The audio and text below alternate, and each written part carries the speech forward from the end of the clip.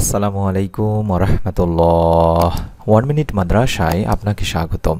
আজ আমি আলোচনা করব পবিত্র মুহররম মাসে আপনারা যদি কষ্ট করে নিয়ম মেনে এই দুই শব্দের একটি ছোট্ট দোয়া নিয়মিতভাবে প্রতিদিন মাত্র 3 বার করে পড়ে আল্লাহ রাব্বুল আলামিনের কাছে আপনার জীবনের সকল গুনাহের জন্য মাপ চাইতে পারেন। আল্লাহ রাব্বুল আলামিন ইনশাআল্লাহ মুহররম মাসে বান্দাদেরকে মাফ করে থাকেন, ক্ষমা করে দিয়ে থাকেন। তাই এই মুহররম মাসে যদি আপনি এই আমলটি করে আল্লাহ তাআলার কাছে আপনার জীবনের সকল গুনাহ থেকে মাপ নিতে চান, তাহলে নিয়ম মেনে ভিডিওটি সম্পূর্ণ দেখতে থাকুন।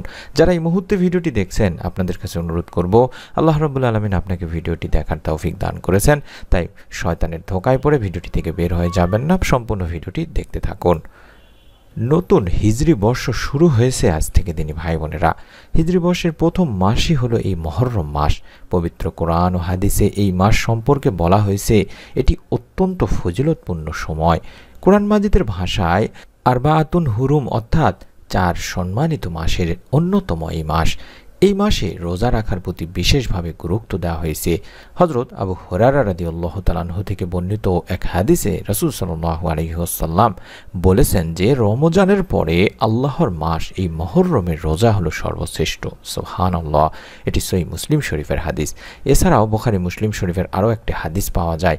আর এই মুহররম মাসের মধ্যে আশুরার রোজার ফজিলত সবচাইতে বেশি।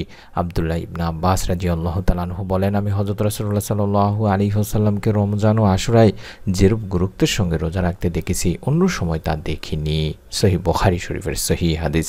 হযরত আলী রাদিয়াল্লাহু তাআলা আনহুকে এক ব্যক্তি প্রশ্ন করেছিল, রমজানের পর আর কোনো মাস আছে যাতে আপনি আমাকে রোজা রাখার আদেশ করেন? তিনি বললেন, এই প্রশ্ন হযরত রাসূলুল্লাহ সাল্লাল্লাহু আলাইহি ওয়াসাল্লামের কাছে জনৈক এক সাহাবীও করেছিলেন। তখন আমি তার খেদমতে উপস্থিত ছিলাম। উত্তরে হযরত রাসূলুল্লাহ সাল্লাল্লাহু আলাইহি ওয়াসাল্লাম বললেন, রমজানের পর যদি তুমি রোজা রাখতে চাও তবে মুহররম মাসে রোজা রাখো, কারণ এটি আল্লাহর মাস। এ মাসে এমন একটি দিন আছে যেই দিনে আল্লাহ একটি জাতির তওবা কবুল করেছেন এবং ভবিষ্যতেও অন্যান্য জাতির তওবা কবুল করবেন। জামে তিরমিজি শরীফের হাদিস। সুবহানাল্লাহ, সুবহানাল্লাহ। আমরাও তাই এই মাসে বেশি বেশি তওবা ইস্তেগফার পড়ব, আল্লাহ রাব্বুল আলামিনের কাছে আমাদের জীবনের সমস্ত গুনাহের জন্য মাপ চাইব, ক্ষমা চাইব। অন্য হাদিসে হযরত রাসূলুল্লাহ সাল্লাল্লাহু আলাইহি সাল্লাম আরও বলেন, আমি আশাবাদী যে আশুরার রোজার কারণে আল্লাহ তাআলা অতীতের 1 বছরের সগীরা গুনাহ ক্ষমা করে দেবেন। সুবহানাল্লাহ, সুবহানাল্লাহ, সুবহানাল্লাহ।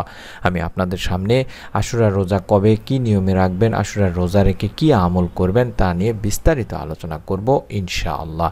আপনারা সেই ভিডিওটি পাওয়ার জন্য হলেও অনুরোধ করব, আপনারা অবশ্যই আমাদের চ্যানেলটির সঙ্গে থাকুন, সাবস্ক্রাইব করে রেখে দিন, ইনশাআল্লাহ আপনার কাছে নতুন ভিডিওটি পৌঁছে যাবে।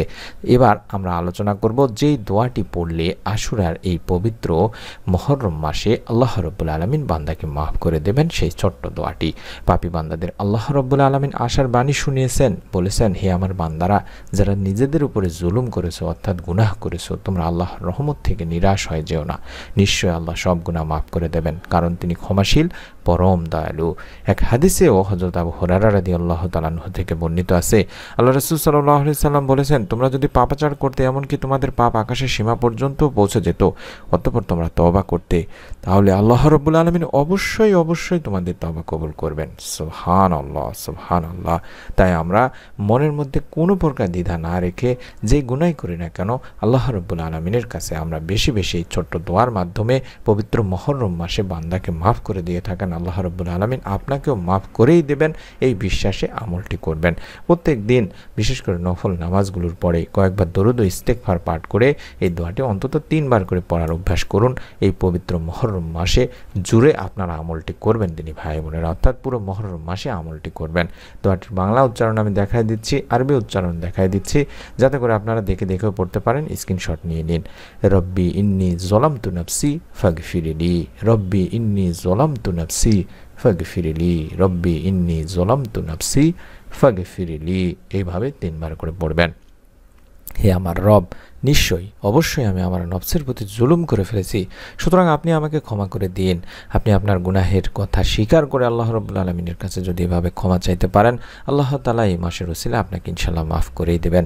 মনের মধ্যে শতভাগ বিশ্বাস নিয়ে আপনারা যারা আমলটি করবেন তাদের কাছে আমি অনুরোধ করব, প্রত্যেকেই অন্তত একটি করে নিয়ত করে ফেলুন ভিডিওটিতে লাইক দেওয়ার মাধ্যমে। আপনার নিকট আত্মীয়স্বজন যারা আছে, কাছের মানুষজন যারা আছে, তাদেরকে এই মহরম মাসে আমলটি করার কথা বলে দিন। পরবর্তী নতুন আমলের ভিডিওটি যাতে আপনি মিস না করে ফেলেন, তার জন্য চ্যানেলটি সাবস্ক্রাইব করে বেল বাটনটি অন করে রাখার অনুরোধ করছি।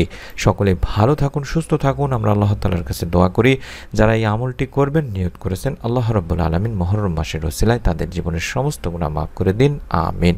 সকলে ভালো থাকুন। আসসালামু আলাইকুম ওয়া রাহমাতুল্লাহ।